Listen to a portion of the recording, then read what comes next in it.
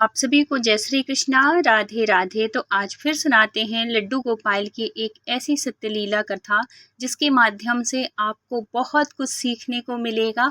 और आपने भी जाने अनजाने कभी कोई गलती की है, कभी कोई त्रुटि की है, तो इस सत्य घटना के माध्यम से आपको जानने को मिलेगा। और मेरा वीडियो बनाने का उद्देश्य सिर्फ यही है कि अगर आप लड्डू गोपाल की सेवा करते हैं तो आपसे कभी गलती से भी गलती ना हो और आपसे लड्डू गोपाल कभी रुष्ट ना हो और आपके ऊपर हमेशा लड्डू गोपाल की कृपा बनी रहे, सुख समृद्धि बनी रहे। सिर्फ यही उद्देश्य है। तो अगर वीडियो अच्छा लगे तो प्लीज़ लाइक कर दीजिएगा, चैनल में न्यू हैं तो प्लीज़ सब्सक्राइब कर लीजिएगा। तो ये सत्य घटना शेयर की है सुमन जी ने। सुमन जी के साथ ये घटना घटी है और उन्होंने इस बात की अनुभूति भी की है। सुमन जी एक टीचर हैं और वो बताती हैं कि हमारी जॉइंट फैमिली है, सब लोग साथ में रहते हैं। तो कहती हैं कि उनके घर में लड्डू गोपाल की सेवा होती है और वो कि बहुत वर्षों से हो रही है, ऐसे नहीं कि अभी से हो रही है।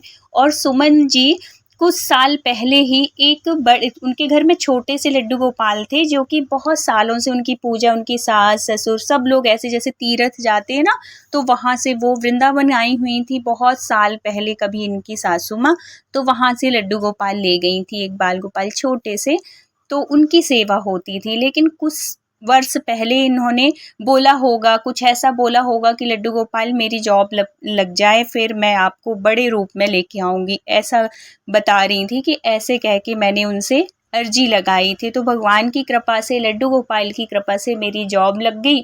फिर मैं गई वृंदावन और वहाँ से थोड़ी बड़े वाले लड्डू गोपाल, 18 नंबर के लड्डू गोपाल मैं घर लेके आई। उनकी जब से मैं लेके आई, पहले छोटे वाले लड्डू गोपाल के साथ मेरा कोई भाव नहीं जुड़ा था। मैं करती भी थी लेकिन कभी मेरे अंदर कोई भाव आते ही नहीं थे। लेकिन मैं बड़े वाले जब से लड्डू गोपाल लेके आई हूँ ना, तो मैं एक उनको पुत्र की भांति ही सेवा करती हूँ। बड़ा मेरा भी मन लगता है। और ऐसे नहीं कि छोटे लड्डू गोपाल और बड़े लड्डू गोपाल में कोई अंतर है, कोई अंतर नहीं है। ये सिर्फ अपने भाव की बात है। और ये चीज़ होती है, आप कभी अंदाजिएगा, किसी किसी भक्तों ने, कई ऐसे भक्त हैं जिन्होंने शेयर किया है कि हमारी ना तो हमको कभी अनुभूति होती है और ना ही हमारे अंदर से कभी कोई भाव आती। जैसे कि जब हम सेवा करने लगते हैं ना, भगवान की पूजा करते हैं, उस टाइम पे ऐसे ऐसे भाव आएंगे, ऐसे ऐसे ख्याल आते हैं ना, अपने आप आंसू निकलते हैं उनकी याद में, उनके बारे में सोचो तो ये सब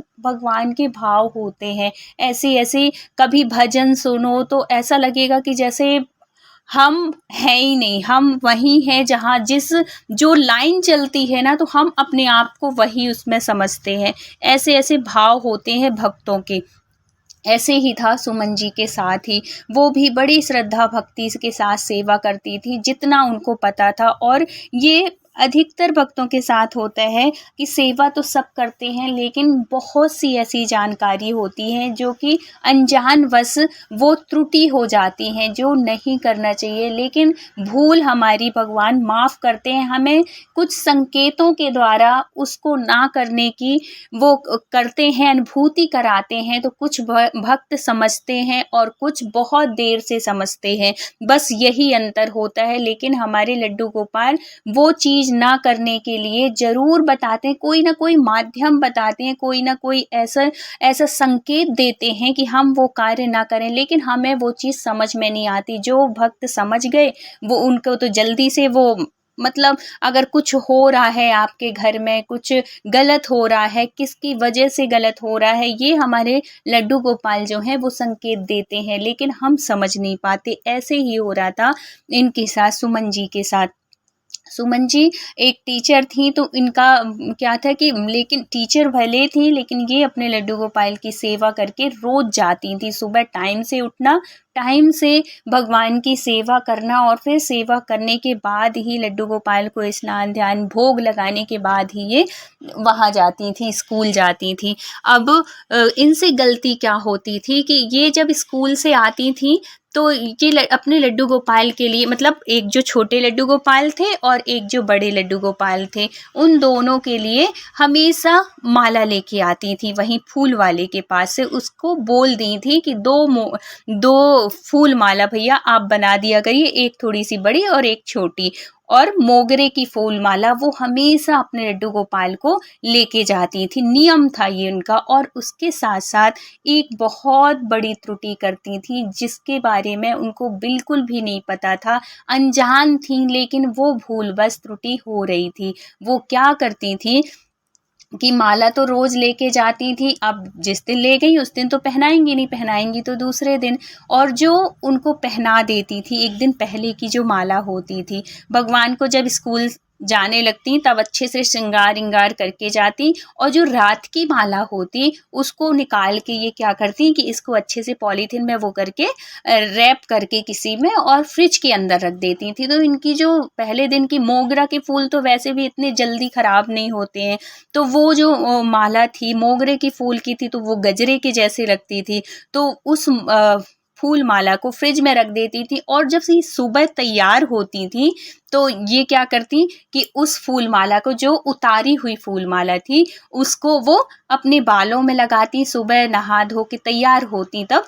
और दूसरी जो नई माला थी वो उनको, तो ये इनका कंटिन्यू कुछ दिनों से चल रहा, मतलब जब से ये माला शुरू की थी तब से कुछ दिन तक तो इन्होंने नहीं किया, फिर इनके मन में आया होगा कि ये भगवान, और यही हर भक्त सोचते हैं कि भगवान की माला है चलो अपने उसमें, लेकिन भगवान की माला बहुत पवित्र होती है, इसका विशेष ध्यान रखा करिए। सिर्फ ये शौक के लिए नहीं कि हमारे बालों में अच्छी लगे या कि हम सुंदर दिखें, इसलिए नहीं। इनकी माला, एक फूल हो, माला हो, कुछ भी हो, तुलसी के पत्ते हो, ये इतने पवित्र होते हैं ना कि इनका अपमान नहीं होना चाहिए। और सुमन जी से यही गलती हो रही थी, वो तो अनजान थी, वो तो भूल बस कर रही थी, लेकिन जो गलती भूलवश की जाती है उस गलती को भगवान किसी न किसी माध्यम से, चाहे अगर आपके पास भी अगर ये वीडियो जा रहा है, आपने कभी कभी ये त्रुटि की है, तो इसके लिए आप भगवान का धन्यवाद दीजिए, क्योंकि ये वीडियो उनकी वजह से ही आपके पास पहुंच रहा है।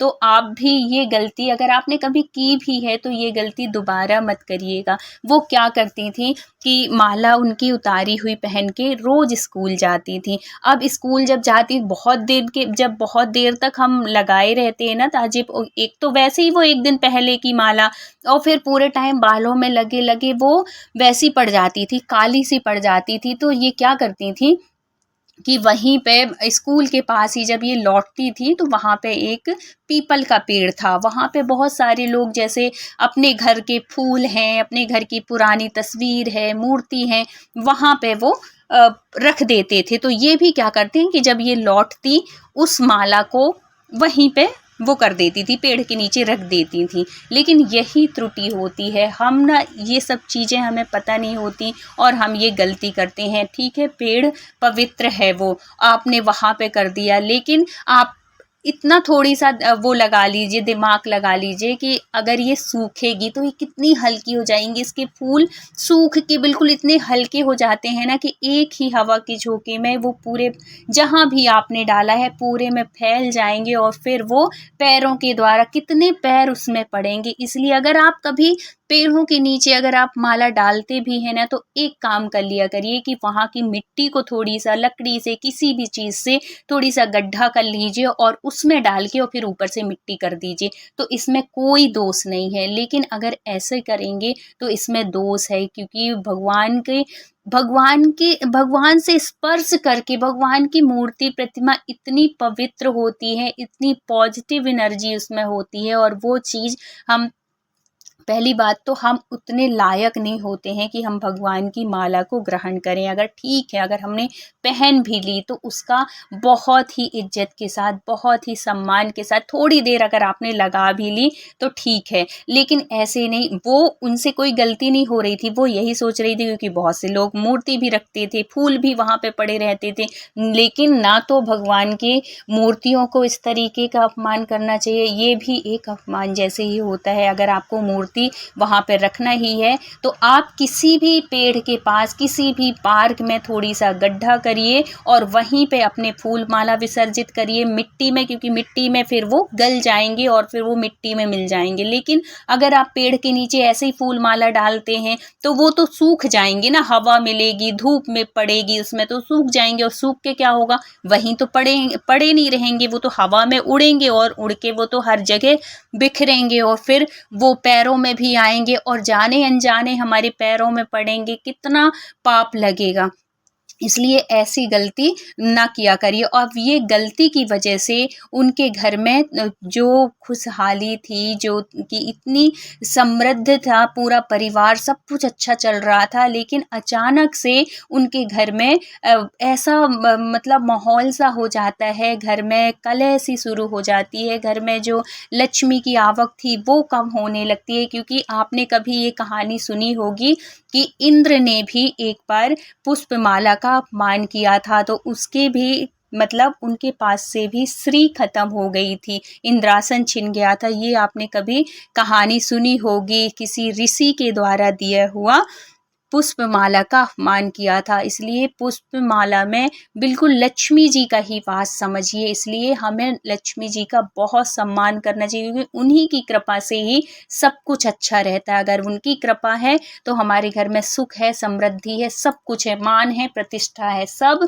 लक्ष्मी की वजह से ही है। इसलिए लक्ष्मी नारायण का कभी अपमान ना करिए और इस तरीके का कुछ नहीं। लेकिन किसी को कुछ समझ, सबको ये लग रहा था चलो बिजनेस है, कभी उतार चढ़ाव चलता रहता है इस वजह से, लेकिन भगवान भी हम अपने भक्तों के ऊपर कृपा करते हैं। उससे ये अनजाने में ही गलती हो रही थी, लेकिन हो रही थी, लेकिन वो सेवा भी करती थी तो भगवान को राह तो दिखाएंगे। अब वो जब ऐसी परेशानी होने लगी ना तो वो क्योंकि जब हमारे घर में परेशानी होती है, कुछ होता है, तो हम भगवान के सामने ही प्रार्थना करते हैं, उन्हीं से कहते हैं कि भगवान ये दिक्कत है, ये परेशानी है, आप सॉल्व करो, या कि आप इस समस्या से, इस परिस्थिति से हमें निकालो, ऐसे कहते हैं ना भगवान से। ऐसे ही सुमन जी ने भी भगवान से प्रार्थना की कि प्रभु कुछ समझ में नहीं आ रहा है, कुछ ऐसा क्या ऐसी गलती हो रही है, अचानक से ऐसे हमारे परिवार में ऐसा क्यों होने लगा, सब आप संभालो प्रभु। और जब हम भगवान के ऊपर ऐसे सौंप देते हैं ना कोई भी परेशानी को कि प्रभु आप संभालो, आप देखो, आप कृपा करो, तब उनका फिर वो कुछ ना कुछ ऐसे हमारे सामने वो जो समस्या होती है उसका समाधान निकालने के लिए कोई ना कोई माध्यम बनता है। तो अब क्या होता है कि इनके साथ में ना एक टीचर भी थी, और वो टीचर थोड़ी उम्र में थोड़ी मतलब वैसी थी, इनसे थोड़ी बड़ी थी, सुमन जी से थोड़ी बड़ी थी, तो हमेशा इनके साथ नहीं आती थी, उनका रूट दूसरा था। लेकिन इनके घर में कुछ पूजा थी तो इन्होंने बुला के लाया था कि दीदी चलिए आप, मैम चलिए आप आज घर, ऐसे करके।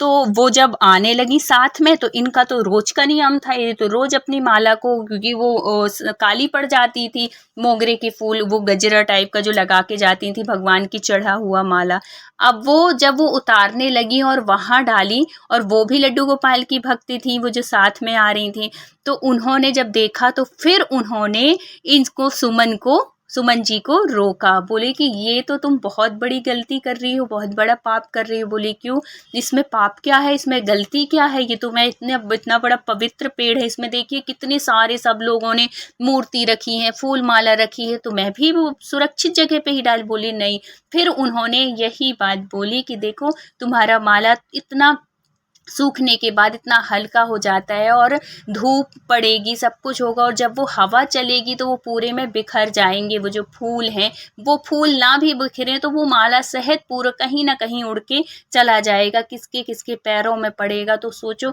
उनको तो नहीं लगेगा, लेकिन तुमको, तुम्हारे द्वारा ये यहाँ पे डाला गया है, तो पाप तो पूरा तुम्हारे ऊपर आएगा ना। तो ऐसी गलती मत करो, क्योंकि ये बहुत बड़ा पाप है। तो जब ये घर जाती है और फिर बताती है उनसे कि मैं तो रोज़ ऐसे ही करती हूँ, तो उन्होंने कहा कि ये कब से कर रही हो, बोली कि अभी जब से मैंने माला लेना शुरू किया। और फिर जब एक दिन क्या होता है कि ये सो रही थी, मतलब लेटी हुई थी, तो लेट के हम कोई ना कोई बात ऐसे मन में आती है ना, तो तब से इन्होंने सोचा कि यार जब से मैंने माला भगवान को लाना शुरू की और मैं माला वहाँ पे डालना शुरू की, तभी से ये कुछ दिनों से ही घर का माहौल सा थोड़ी ऐसा अचानक से उनके मन में ये थॉट आता है, और ये कोई और नहीं, ये सब लड्डू गोपाल की कृपा होती है, उनके संकेत होते हैं, उनकी अनुभूति होती है, जो कि हमारे दिमाग में ऐसे अचानक से मन में विचार आते हैं, तो ये भी उनकी कृपा समझो। और फिर क्या होता है कि फिर सुमन जी उनके पास जाती हैं, लड्डू गोपाल के पास अपने, उनसे माफ़ी मांगती हैं कि हे कन्हैया, अगर जाने अनजाने मेरे से गलती हुई है, त्रुटि हुई है, मैंने जानबूझ के नहीं किया है, तो मुझे माफ़ करो, अब मैं दोबारा ये गलती कभी नहीं करूँगी, और मेरा परिवार जैसे था, सुख समृद्धि जैसे थी, आप वैसे ही कर दो, कृपा करो कन्हैया। ऐसे करके जब वो प्रार्थना करती हैं और फिर दोबारा वो गलती वो नहीं दोहराती, तो कुछ दिन के अंदर ही उनको फ़र्क समझने में आने लगता है, और घर में पहले जैसी ही खुशियाँ छा जाती हैं, सुख समृद्धि छा जाती है। तो उनको पूरा विश्वास हो जाता है कि ये कुछ और नहीं, किसी और की वजह से नहीं, ये मेरी वजह से, जो मैं जाने अनजाने मेरे से जो त्रुटि हो रही थी उसकी वजह से ये घर में ऐसा ये सब चीज़ चल रहा था। तो भगवान की माला बहुत पवित्र होती है, इसका भगवान की सेवा में बहुत ध्यान रख के की जाती है, हमसे जाने अनजाने कोई त्रुटि ना हो। और कन्हैया जो है हमारे बहुत प्यारे हैं, बहुत दयालु हैं, अगर हमसे कोई गलती हो भी जाती है, कोई त्रुटि हो भी जाती है ना, तो किसी न किसी माध्यम से हम तक वो जानकारी ज़रूर पहुंचाते हैं, जिससे कि हमारे भक्तों को कभी वो गलती वो दोबारा ना करें। तो इतने प्यारे, इतने दयालु हैं हमारे कन्हैया। तो अगर वीडियो अच्छा लगा हो तो please like, share and subscribe करिएगा। मिलते हैं किसी नेक्स्ट सत्य घटना के साथ। जब तक अपना ख्याल रखिए, अपनों का ख्याल रखिए। Thank you so much full watch करने के लिए। राधे राधे।